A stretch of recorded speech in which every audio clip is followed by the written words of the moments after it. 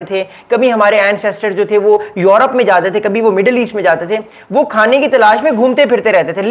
लेकिन 10,000 साल पहले हमारे जो एंसेस्टर्स थे, हमारे जो बुजुर्ग थे, जिनकी वजह से आज लोग हम यहां पे हैं, जो होमोसेपियंस थे, उन्होंने एक नया रेवोल्यूशन किया। उन्होंने कपास उगा ली, पहली बार फसल उगा ली, पहली बार उन्होंने फार्मिंग कर ली। Agriculture revolution change the entire history of mankind. Mankind की हिस्ट्री का जो सबसे इंपॉर्टेंट रेवोल्यूशन है, जो सबसे अहम रेवोल्यूशन है, उसको एग्रीकल्चर रेवोल्यूशन कहते हैं। उससे पहले जो थे हम लोग जो थे वो इतने ताकतवर नहीं थे, हमारे पास इतने रिसोर्सेज नहीं थे, हम लोग घुमक्कड़ थे, हम लोग जानवरों का शिकार करते थे, हम लोग कभी शेर को मार देते थे, हम लोग कभी हिरन का शिकार करते थे। लेकिन 10,000 साल पहले जो इंसान था, उसने एक नए तरीके की एक इन्वेंशन की।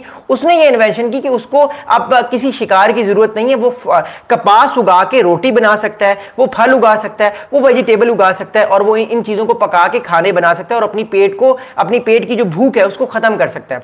सिंस 10,000 ईयर्स जो होमोसेपियंस हैं, उन्होंने फिर अपने आप को नेक्स्ट लेवल पर लेकर जाए। एग्रीकल्चर रेवोल्यूशन के बाद हम लोग जो इंसान हैं, हम लोगों ने एम्पायर्स क्रिएट की, हम लोगों ने जो है वो पूरी दुनिया में होमोसेपियंस फैल गए, हर जगह पे कबीले बन गए, ट्राइब्स बन गए, और हर नेशन जो है वो बनना शुरू हो गई। जो हमारे पास हिस्टोरिक एविडेंस आता है, उसमें जो बड़ी बड़ी एम्पायर्स थी, उसमें जो सबसे बड़ी एम्पायर थी वो इजिप्शियन एम्पायर थी, फिर उसके बाद जो है वो ग्रीक एम्पायर थी, अलेक्जेंडर द ग्रेट आए, फिर उसके बाद रोमन एम्पायर थी, जूलियन सीजर द ग्रेट, फिर उसके बाद पर्शियन एम्पायर थी, फिर उसके बाद जो है वो हमने देखा कि मुस्लिम्स जो है उन्होंने डोमिनेट किया, ऑटोमन एम्पायर आई, फिर फ्रेंच एम्पायर आई, फिर ब्रिटिश एम्पायर आई, ताजे बरतानिया आया, फिर उसके बाद अमेरिका की सिविलाइजेशन आई, अमेरिकन वेस्टर्न सिविलाइजेशन आई, और आज हम देख रहे हैं कि चाइना अमेरिका को टक्कर दे रहा है। तो पिछले 10,000 साल से एक ये नया एवोल्यूशन इंसान ने देखा, और इस एवोल्यूशन में इंसान ने हर तरह की चीज को एक्सपेरिमेंट किया। इंसान ने जो है वो बिजली का बल्ब बनाया,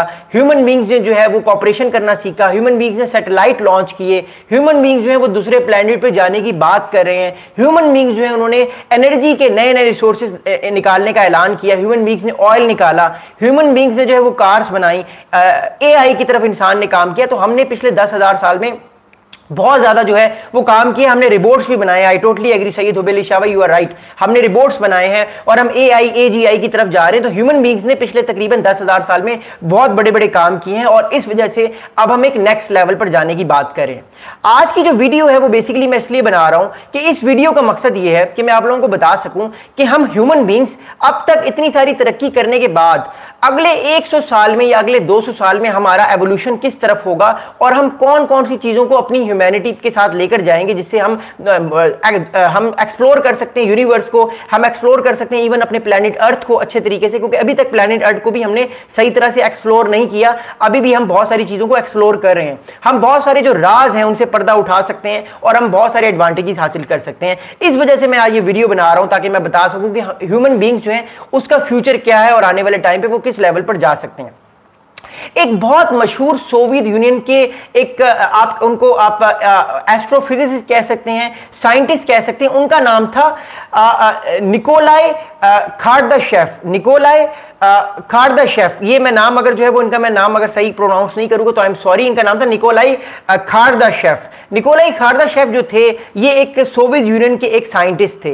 ये इंसान की हिस्ट्री को पढ़ चुके थे और ये प्रिडिक्ट कर चुके थे कि जो ह्यूमन बींग्स हैं वो अगले 100 या 200 साल में वो कैसे दिखेंगे, वो कौन कौन सी अचीवमेंट्स कर सकते हैं, और एनर्जी वाइज इंसान पूरी दुनिया में कौन कौन से एनर्जी के रिसोर्सेज को इस्तेमाल करके अपनी पावर को कायम कर सकता है। तो इस पर उन्होंने इंसान की जो एवोल्यूशन है आने वाले 1000, 2000, 1 लाख साल तक की उन्होंने एक स्केल उन्होंने बनाया, और उस स्केल में उन्होंने कहा कि लेवल 1 सिविलाइजेशन कब आएगी, लेवल 2 सिविलाइजेशन कैसे आएगी, और लेवल 3 सिविलाइजेशन कैसे आएगी।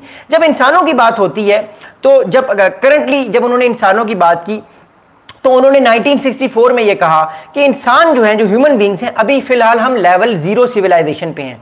अभी मैं और आप जो है होमोसेपियंस जो है, हमारी civilisation as a human being, as a homo sapien species, हम बेसिकली लेवल 0 सिविलाइजेशन पे हैं।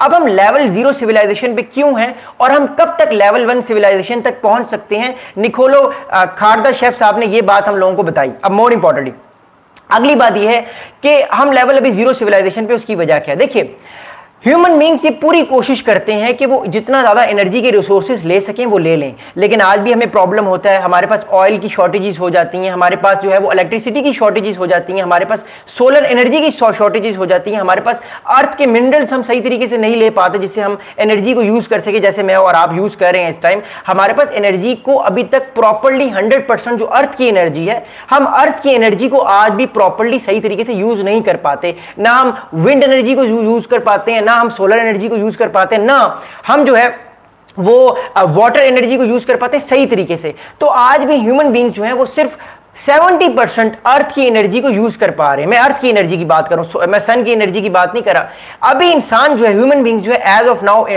सिटिंग इन 2025, हम ह्यूमन बीइंग्स जो है वो सिर्फ 70% अर्थ की एनर्जी को यूज कर पा रहे हैं, जिसमें हम अर्थ के मिनरल्स यूज कर रहे हैं, हम अर्थ के जो है वो ऑयल यूज कर रहे हैं, अर्थ की LNG गैस यूज कर रहे हैं और डिफरेंट चीजें यूज कर रहे हैं हम अर्थ की, लेकिन हम 100% अर्थ के रिसोर्सेज को यूज नहीं कर रहे। हमारा कंट्रोल इस टाइम अर्थ पे पूरी तरह से नहीं है। हम नेचुरल डिजास्टर्स को नहीं रोक पाते, हम अर्थक्वेक्स को नहीं रोक पाते। ह्यूमन बीइंग्स जो है वो किसी भी तरह की जो आफत आ जाए, मिसाल के तौर पर कोई स्टॉर्म आ जाए, उसको नहीं रोक पाते। हम वेदर को कंट्रोल नहीं कर पाते। तो हम ह्यूमन बीइंग्स जो है वो अभी लेवल 0 सिविलाइजेशन है, हम अभी लेवल 1 सिविलाइजेशन नहीं बने।